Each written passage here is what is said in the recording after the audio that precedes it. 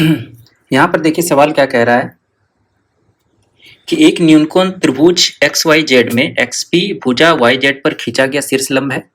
ओ XP पर एक बिंदु है जिससे एक्स वाई बराबर 12 सेंटीमीटर, ओ वाई बराबर 5 सेंटीमीटर और ओ जेड बराबर 9 सेंटीमीटर। तो एक्स जेड की लंबाई आपसे पूछ रहा है, ठीक है।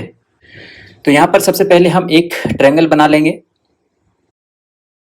और यहाँ से हमने एक लंब डाल दिया, ठीक है। ये आपका हो गया एक्स, ये हो गया वाई, ये हो गया आपका जेड और ये हो गया आपका P. X P Y Z पर लंब है। एक्स वाई का मान आपको दे रखा है 12 सेंटीमीटर।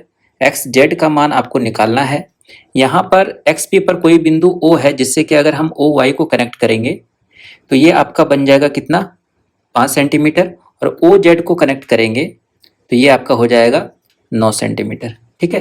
तो आपको एक्स जेड का मान निकालना है। तो सिंपल सा अगर हम यहाँ पर देखेंगे तो आपको एक चीज पता चल जाएगा। यहाँ पर देखिए कि इस ट्रायंगल में एक्स वाई पी में और एक्स पी जेड में ये क्या है, राइट एंगल ट्रायंगल है। तो वाई पी का मान इस ट्रायंगल से निकालेंगे और यहाँ पर हम जेड पी का मान इधर से निकालेंगे। वाई पी जो है एक्स वाई पी और ओ वाई पी दोनों के लिए कॉमन है। उसी तरीके से जेड पी जो है जेड पी ओ और जेड पी एक्स के लिए कॉमन है। तो यहाँ से हम डायरेक्टली निकाल देंगे। तो वाई पी स्क्वायर बराबर डायरेक्टली कितना लिख सकते हैं, 12 का स्क्वायर माइनस एक्स पी का स्क्वायर। तो डायरेक्ट लिखिए Y P square equal to 12 का स्क्वायर माइनस एक्स पी का स्क्वायर।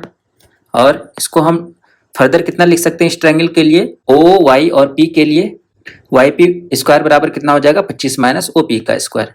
ये हो जाएगा 25 माइनस ओ पी का स्क्वायर। उसी तरीके से यहाँ पे हम जेड पी के लिए इस्तेमाल करेंगे। जेड पी स्क्वायर बराबर कितना हो जाएगा, एक्स जेड का स्क्वायर माइनस एक्स पी का स्क्वायर और ये बराबर कितना हो जाएगा 81 माइनस ओ पी का स्क्वायर, ठीक है।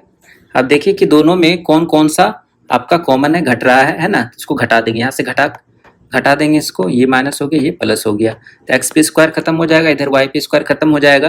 तो 144 माइनस एक्स जेड का स्क्वायर जो बनेगा दोस्तों आपका 25 माइनस 81 मतलब माइनस 56।